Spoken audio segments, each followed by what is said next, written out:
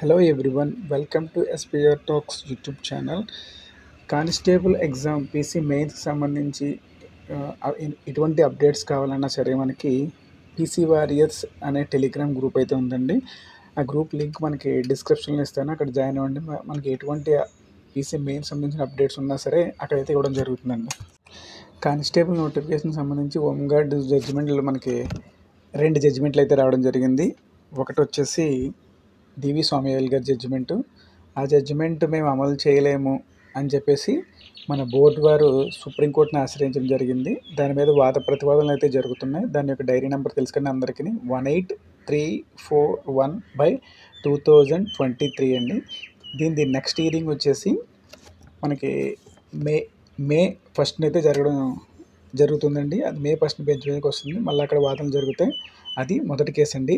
రెండో కేసు మన అసలైన కేసు అండి. ఇప్పుడు అది ఏదంటే మనకి ఏదైతే సత్య సుబ్బారెడ్డి సార్ గారు ఇచ్చారో జడ్జిమెంటు డిసెంబర్ 18న, దానికి సంబంధించి 6 వారాల్లో నివేదిక ఇవ్వండి అని చెప్పేసి సార్ జడ్జిమెంట్ ఇచ్చారు.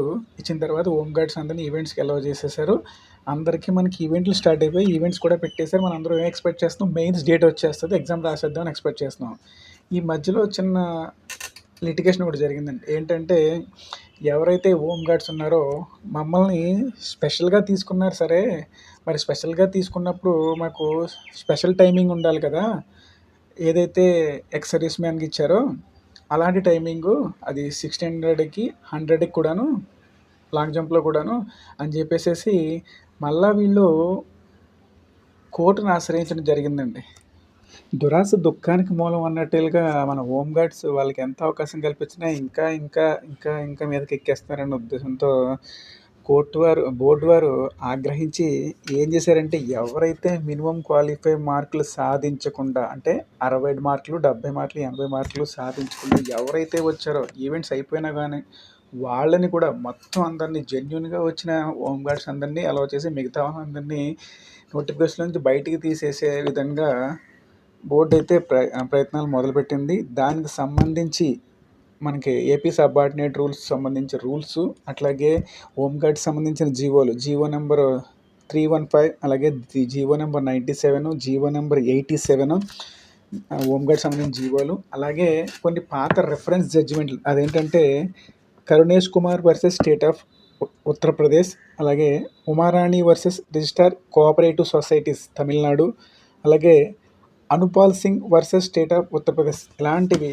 మొత్తం 3 జడ్జిమెంట్లను కోట్ చేస్తూ దాదాపుగా 270 పేజీలతో వీళ్ళకి కౌంటర్ అయితే దాఖలు చేయడం జరిగిందండి. మళ్ళా ఇది ఇంకా బెంచ్ మీదకి ఇంకా రాలేదండి.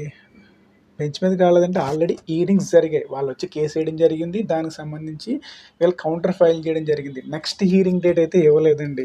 ఈ నెక్స్ట్ హీరింగ్ డేట్ ఇచ్చిన తర్వాత ఇరు పక్షాలని, మళ్ళీ హోంగార్డ్ పక్షం తరపున లాయర్ని, అట్లాగే మన బోర్డు తరపున లాయర్ని మళ్ళీ పిలిపించుకొని వాదనలు అయితే వినడం జరుగుతుంది. ఈ వాదనలు విన్న తర్వాత మనకి ఈ జడ్జిమెంట్ ఎటుపక్క వస్తే ఆ విధంగా బోర్డు ముందుకెళ్ళిపోవడానికి సిద్ధంగా ఉందండి.